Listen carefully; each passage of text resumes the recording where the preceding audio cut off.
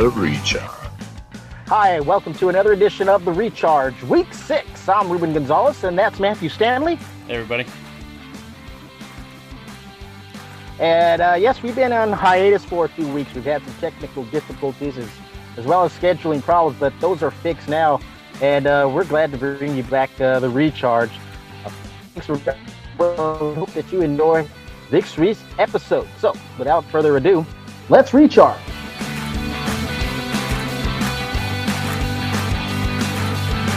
All right, Matthew, let's talk about last week. The Giants fell victim to the Chargers, giving the Chargers the first victory of the season, 27-22 victors. Yeah, it was a good game. The Chargers defense did exactly what I predicted. I know we recorded last week's show, but we didn't actually get it out to everybody. But I predicted exactly 4 to 5 sacks and that the defense would start getting some turnovers, and that happened. And the Chargers won just like I thought. It was a good win. Chargers definitely needed to get a win there. Both teams were 0-4, and it pretty much would have been tank time after that if the Chargers lost that game. So it was a good game overall. Rivers had a good game. He had that one bad interception in the end zone, but other than that, everybody got rolling. Hunter Henry got involved. Melvin Gordon had some really solid carries. It was pretty much just a good game all around.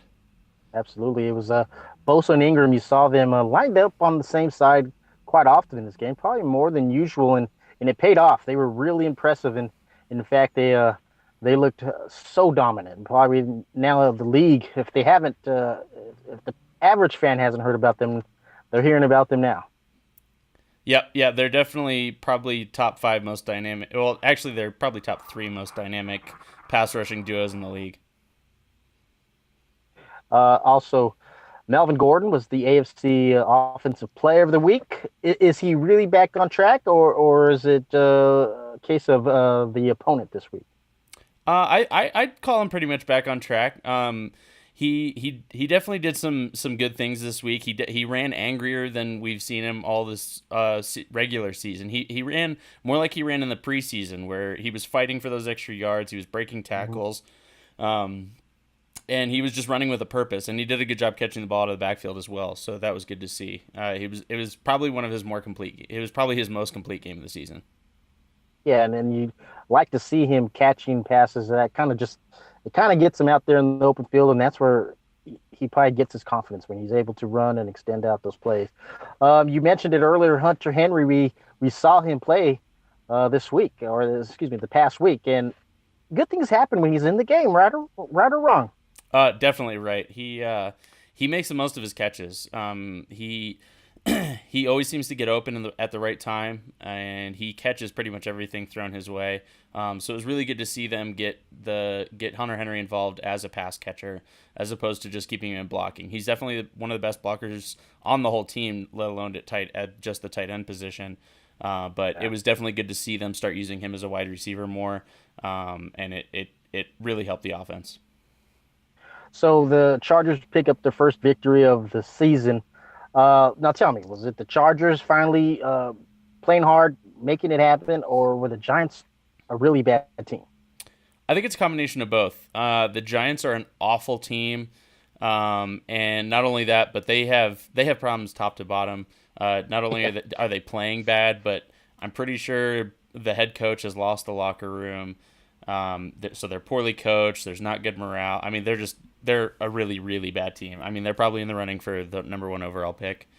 But the Chargers did have probably one of their better games this season. There was still a lot of things to clean up. They were still tackling really poorly. The run game, defensively in the running game, they're still bottom of the league. I mean, it was awful. The Giants never should have gotten that much on the ground. And the offense they didn't do great in the red zone yet again. But it was definitely, there were some positives to take away from that game. And it was a positive. It was a win for the Chargers. It wasn't so much that the Giants lost. That was a win by the Chargers. You said the red zone, and we'll get to that in a few minutes here as we move on to a couple topics. But we'll get back to that and we'll talk about it. 1-4 now they stand. What are we hoping for here? I think at this point we're hoping to just build on that. Um, I I know, still Matthew, but we don't want them to go 8-8, do we? I mean, no that's no we I we don't we know. don't I don't want know to how to feel. we don't want a middle of the first round pick while missing the playoffs. Um, I mean I think at this point, like even if they were to lose all the rest of their games and go 1-15, like Anthony Lynn's not going to lose his job. They probably won't fire Tom Telesco, but they might. I just Well, Peyton's out there. I heard. Yeah, so that's a fun rumor that Peyton Manning might come uh, take over a similar role to John Elway in Denver. But I don't know. It is the kind of thing where you don't want them to finish 8-8, but you definitely I still think that they, as some positive momentum, you'd like to see them win at least a couple more games. Yeah, that's tough. I was thinking about, okay, am I ready for them to tank? It's really hard for me to root for my team to actually lose. So I don't know how I feel about all this. I do know after this week, I do want them to be 2-4 because it's Raiders week, and we never like to lose to that team. It's Raiders week, Matthew. Yeah, Raiders week is a big week. I especially with with the fact that the Raiders are kind of it's going to be down to the Free Chargers falling. and Raiders fighting to not be in the basement of the AFC West come the end of the season. So it would be Mhm. nice to get a couple wins on the Raiders. Yeah. So it'll be good to see. And I mean, with the way things are looking, you never know. This might be the last two times that Philip Rivers plays the Raiders. And so it'd be nice to come away with wins for him. Absolutely. Last year we saw Joey Bosa make his debut against the Raiders. This year we get another treat. We get to see Mike Dubb. He says he's going to play. He hasn't been officially put into the lap or made available, but he said he's going to play. So what can we expect? What do you think? You mentioned red zone, but now we have Mike Williams. Yeah, so Mike Williams is officially listed as questionable on the injury report that came out today. So he's not ruled out for the game. Mhm. Um, and I think that with him being ruled questionable, I think that means he's going to play Sunday because the rumor yesterday was that the team was going to make a decision today on whether he would play or not. They weren't going to leave it as a game time decision. So not ruling him out today is a very positive sign for him playing his first snaps on Sunday. The Yeah. team also mentioned that he is going to be on a snap count when he comes in, so he's going to have very limited snaps. And I think those snaps are going to come in the red zone. The Chargers need somebody who can go up and fight for the ball besides Hunter Henry. And Mhm. so I think we're going to see Mike Williams in the red zone on Sunday, especially against this pretty poor Oakland secondary.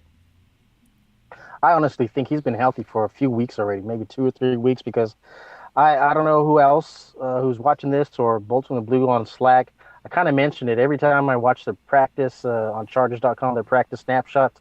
I see him making these incredible catches, and he's extending his back. He's reaching out for these balls. You don't do that if you're a little gimpy, and he seems to be having full extension. And also, I want to mention that he just looks different when you see him. Hopefully on Sunday, he's going to look different out there. Any receiver we've ever had. Speaking about the Chargers, he's going to bring some excitement, I think, to this team. And we also thought whose snaps he's going to take. A lot of people thought probably Calvin Benjamin, Travis Benjamin's snap count. But I think it's going to be distributed. Eventually, Mike Williams was drafted to be one starter on this team, so I think eventually he'll get there. So, Yep. speaking of, go ahead. No, I definitely agree with all that. I think he's going to be definitely stealing snaps in the red zone. And this Oakland secondary is not very good at all. Mhm. And I honestly don't think it would be a stretch to see Mike Williams get a touchdown this Oh yeah, weekend. that'll be awesome. Speaking of the Raiders, uh, Carr, is he going to be? Is should he be coming back for this game in particular when he has Bosa and Melvin Ingram and everybody else rushing him? Is this the wrong game for him to come back at? I, I I kind of think it is for him. Back injuries are scary, and especially Mhm. fractures. And so I would be very nervous having Derek Carr playing this game against this pass rush that the Chargers have, and with I mean the Raiders' offensive line was supposed to be the best offensive line in the AFC West, but they've been giving up a lot of sacks this season, Yeah. and Hmm. when you have, I mean, like we mentioned earlier, Bosa and Ingram, when they line up on the same side, somebody's getting a sack. And it might not even come from them. I mean, last week there was one play where Bosa and Ingram rushed from the same side, and they shifted three blockers that way, and Darius Phylon came away with a sack. So Well, yeah. Derek Carr is going to get his share of sacks this week, and if he catches a Mhm. bad one from behind, that makes me nervous. I'm not even a Yeah. Raiders fan, and that makes me nervous. Yeah. Old Daniel Stibbins is he's going to be watching this one, biting his fingernails. He's a Fresno State fan, and Yep. so that's why he loves Carr so much. Okay, so we have Bosa and Ingram. They have Mack and Irvin. Um, who's going to have more sacks? One thing before you give me your prediction on who will have more sacks between those two duos. Um, you see when Bosa and Ingram are on the same side, I think it's so awesome the way Bosa when he goes and attacks the tackle like that's not expecting to get blocked, like he goes and just punches him out of the way and catches him off guard. I hope I see that a lot this week. Yeah, Bosa definitely has. He's becoming more of a complete player. Right now, you see how much of a team player he is. Last week there was multiple times where he'd be taking on a block and then actually like run his guy into a second blocker and Mhm. take on the second blocker just to free somebody else up. He's so good at what he does, and you can see him growing week to week, and it's really fun to watch. Yeah. So who you got? Who's going to have more sacks this week? I Which duo? I think it's gonna be Ingram and Bosa, uh, mostly because Rivers has been getting the ball out really fast this year. And while he has taken a lot of pressures, I saw a stat this week that the reason he's taken, I think he's top two for least sacked quarterback this year, but Mhm. it's because he leads the league in throwaways. And so despite some bad decisions with interceptions, Rivers is getting the ball, throwing the ball away more, and not taking sacks. And so Yeah. I think that helps the fact that Bosa and Ingram are going to have a better chance to get more sacks this week than Mack and Irvin. I agree. I think they continue to make a name for themselves in the AFC West here, and they'll get more sacks than the Raiders do. Three matchups you're interested in. Yeah, so I'm interested once again to watch the Chargers linebackers on wide receivers, on the Raiders wide receivers. It's become pretty apparent that in those three wide receiver matchups, Gus Bradley, the way his defense has been running, is that the weak side linebacker is responsible for that slot receiver for that third guy. Mhm. And the Raiders like to put Amari Cooper there. So that's Amari Cooper is a really good wide receiver. He's had a bad problem with drops this season, but Yeah. it's a mismatch regardless. And so it'll be interesting to watch to see if the Chargers start shifting more safety help towards that linebacker, or if the linebackers are starting to improve and be more comfortable with those responsibilities and put themselves in better Yeah. position. I'm also interested to watch, uh, like you said, like we already mentioned, the pass rushers this week. It'll be interesting to see for this offensive line that was supposed to be so good for the Raiders coming into the season. It'll be interesting to see if the Chargers can keep up their sack production. And Yeah. then the final matchup that I'm interested to see is the Chargers' faster wide receivers like Travis Benjamin and Tyrell Williams up against some of these slower cornerbacks that the Raiders have.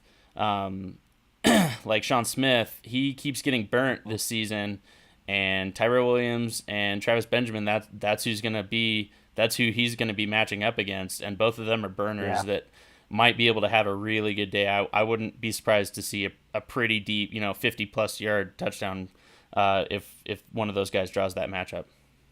Yeah. I'm interested to see how the defensive line could help stop Marshawn Lynch. I don't want Marshawn Lynch to have a good game against us. Something about the way when he gets going and gets his team on his back, that's a bad sign. Yep. So hopefully they can corral him. So as we get to the last couple segments here, Raiders predictions. What's your score? So I think, like I said, I think the Chargers wide receivers are going to have a good day, and I think the pass rushers are going to have a good day too. And I'm not even sure if Derek Carr is going to finish this game with the way his back is. If he takes a bad sack, he might be coming out. So a couple weeks ago I had the Chargers losing this game, but I've kind of turned it around now, and I think the Chargers win this game. And I think they score. I think the final score is probably going to be something in the range of 27. Chargers 27, Raiders 14. Oh, okay, I'm pretty close to that as well. I don't think Carr finishes the game. Maybe they do some precautionary. I don't think he's out for the year or anything, but he's going to take a couple hits. He's going to feel them, and he's going to probably have some second thoughts. And so that's going to limit them. If they score, it's going to be early. It's going to be maybe a touchdown in the first because the Chargers always seem to let the teams do that. But then the Chargers defense is gonna hold them, and so I think they're not going to score more than 12 points. 10 points, 13 points for the Raiders. But the Chargers, they're going to score some points. I believe they're going to score over 24. So I'll say it, 24-10. Cool. And I'm sticking with that one. So final thoughts on Raiders week. I'm excited. I think the Chargers stand a chance to win this game. Like Anthony Lynn said last week, it was good to win the game, but there was definitely still a lot of things to fix. So it'll be interesting to see if some of those things have started to get fixed, and it'll be a good game. Yeah, it's Friday evening as we record this. What are the chances Navarre Bowman chooses the Chargers?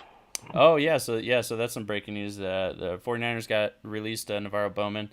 As far as I understand, he's a veteran he's a vested veteran because he's been in the league 8 years. He's had plenty of playing time, so he's not subject to waivers, which means he's a free agent. Yep, which means the Chargers will basically have to outbid anyone, or be attractive enough that he'll want to go there.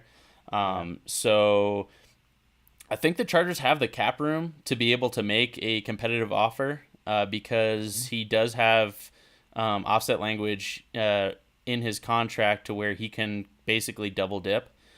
So I mean, they're obviously not going to have to throw heaps of money at him, but they'll still have to make an attractive enough offer. It's definitely a need, and I wouldn't be surprised to see the Chargers pick up the phone. So you're giving them a chance? I'd say.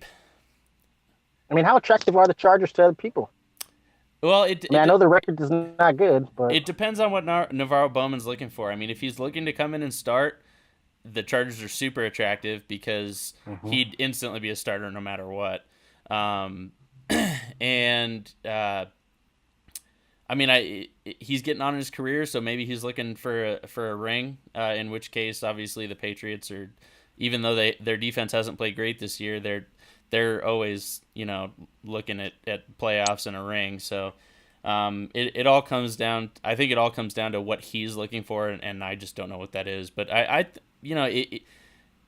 give the Chargers probably above a 50% chance to try and land him.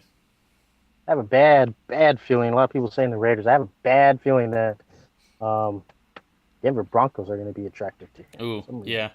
We'll see. All right, that's going to do it for this edition of The Recharge. Hope you enjoyed it. We'll be back next week. Thank you, guys. Bye.